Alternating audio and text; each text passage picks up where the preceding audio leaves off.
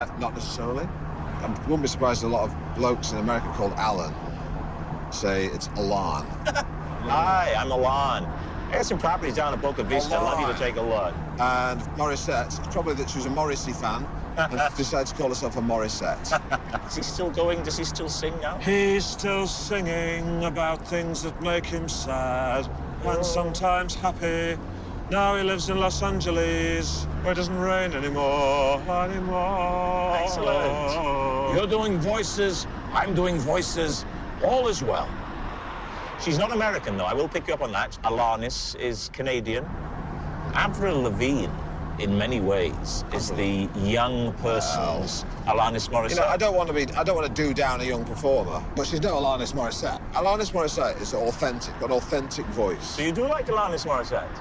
Good, relative to Avril Lavigne. Come on, then. All right, let's have a nostalgia trip back to 1995. You know, it's like second album syndrome, isn't it? But everyone has this amazing, expressive first album where they put everything into it, and the second album's a bit of a damp squib. It's like trying to do a sequel, isn't it? It's never going to be as good as the first time. Godfather 2. Which is the one that people always mention when they try to search for an example of a sequel that's as good as... Just when I thought I was out, they pulled me back in. What's this licking thing you always do? Just, you look like some sort of... That's what Pacino does. Gecko. That's what he does. Just when I thought I'd made 2 terrific movies, they go and make another. I'm back in. It's okay. It's just doing an impersonation. It's fine. Who plays you?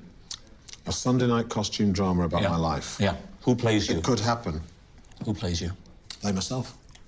Couldn't do that. It's child. It's meant to be like a young man. You could have Jude Law. Jude Law's 40 plus. He doesn't look it, does he? He hasn't aged like you and I. Well, he's balding. Yeah, but he's got that face. He doesn't. He's got that really young, bald look.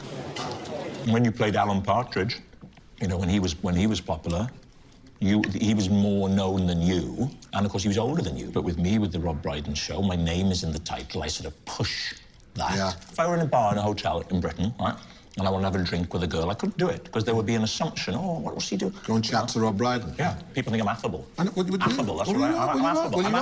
I'm affable. I'm not disagreeing. I'm an affable man. I'm not disagreeing But with my you. public persona is even more affable than I actually am. I'm not as affable as people think I am. You've made an affable rod for your own back. Yes. Yeah. Yes. And I'm not saying I'm not affable. I am affable. But I'm not as affable as perhaps I've given people cause to Crystal clear. So, out here, I can be off the leash. I can let my hair, what is left of it, down. Down. And, you know, have a good time. What? You see what I'm getting at? Yeah, the Italian job. Exactly, yeah. I was wondering whether you'd actually booked the Mini in Italy, the Italian job, just to give you the opportunity to say, You're only supposed to blow the bloody doors off. but I've done it now, so hopefully that'll be an end to it. Do you Michael Caine? Did you see him in The Dark Knight Rises? And his voice gets even more emotional than it's ever done in the past before. I don't want to bury you, Batman. I will not put you in the ground in a little box. I will not do it, Master Bruce. I will not do it. I'm not going to bury another Batman. Another Batman? How many Batmans has he been burying? How many are there? I've buried 14 Batmen I've buried so far. 14 Batmen. And their little pointy ears in a box. I'm not going to bury another nylon cloak with pointy ears that people wear at birthday parties. With a little belt, a very wide belt that is flattering to a man with an expanded girth. I won't do that to you, Master Bruce. I will not do it to you. And I won't make the voice like that. The voice can't even go like that. He's basically yodeling. And then Christian Bale says, What are you saying? The way she pushes his tongue up her front. I want to be a Batman. I don't want to be a normal guy. But you sound deaf. Well, she's going to come out. just so nobody can recognize him. I can't understand a word you're saying, Master Bruce. Talk to me as Master Bruce, not as Batman. Why does he... So he can have the cloak of anonymity. I like Tom Hardy. I couldn't do what he does. I couldn't do it, no, and neither could you. But then he couldn't do what I do. When you're saying something like, see in store for details. No way he could do that. No. Sorry, where do I look for details? And what's the thing where you have to talk really quickly with a disclaimer at the end? Your home may be at risk if you do not keep up repayments on any loan taken out. Terms and conditions may apply. No projection. If you project, you add time. Yeah. Now, Hardy You got through it. Yeah, well, yeah. Look, I'm a pro. I can't be any other way. Your average family in the middle of Coronation Street. What the hell is that? They're throwing things. They're throwing the remote at the screen. Well, no, I'm with you. I can hardly understand what he's saying. I wouldn't say that to his face, though. No, never. No. Never. If I see him, loved Batman. Yeah. Some people said they couldn't understand you. They're just wrong. Yeah. Can you imagine if I said there are great savings at B&Q with that sort of a voice? Exactly. I'd be laughed out of town. Of course you would. Just try it. There are great savings on a large range of products. Have you lost your mind? That's why Tom Hardy doesn't do B&Q He hasn't got the voiceovers. B&Q gig, has he? Of course he hasn't. No, he hasn't, no. But equally, if I was Bane, I'm going to smash you to smithereens, Batman, and leave you lying at the bottom of a pit. You see, that's clear, but lacks character. And it lacks menace. It lacks menace. It It's lacks too menace. reasonable. It's too reasonable. I'm a reasonable villain. Rifling, going around and around and around. Really? Rifling was what they introduced after muskets, which had no rifling. Yeah. A musket just had a lead ball that fired straight out. You know a lot about guns, don't you? I just picked stuff up. You just picked it up, Mr. Coogan. Both of these weapons were found underneath your bed on the night of the offence. Well, a shotgun has no rifling in it. That's why you can't call a shotgun a rifle. It's incorrect. I don't doubt whether you can call it this, that, or the other. What I want to know is why your fingerprints were found around the trigger. You say Mr. Brydon was a friend of yours, yet when his bloodied corpse was found at the foot of your stairs, you claimed you'd had very little involvement with him.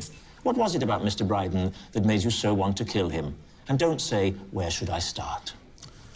I didn't want to kill him. Occasionally I find him annoying, but no more than that. Might he ever have found you annoying, Mr. Coogan? Might he ever have found you a little, shall we say, pompous, aggrandizing, self-conceited, and up his own, shall we say, arse? I think we shall. I think we have. I dare say we might. We're living the dream. It's funny, isn't it? When women that age just look straight through us, don't they? Non-threatening. Yeah, they don't even find us threatening. They don't even find us me lascivious, because they think I couldn't possibly be thinking like that. One in the blue top looks like a younger me. A younger, idealized version of me. A lovely hybrid of Springsteen and Pacino. He's like you after a computer has corrected all your deficiencies. He's an airbrushed me, isn't he? He's like the best surgeon in the world. Yeah. He's been given a year with you. Yeah, thank you. Thank you. There was a time when I used to make eye contact with a woman and she'd flash a smile back. And that's all it would be, just a little moment. Those women just... the smile you get from them is the smile they give to a benevolent uncle. Or a pest. I think we're two elderly homosexuals on a last tour of the Riviera before we die. What do you think they're saying? Look at those two guys over there. They think they're really cool.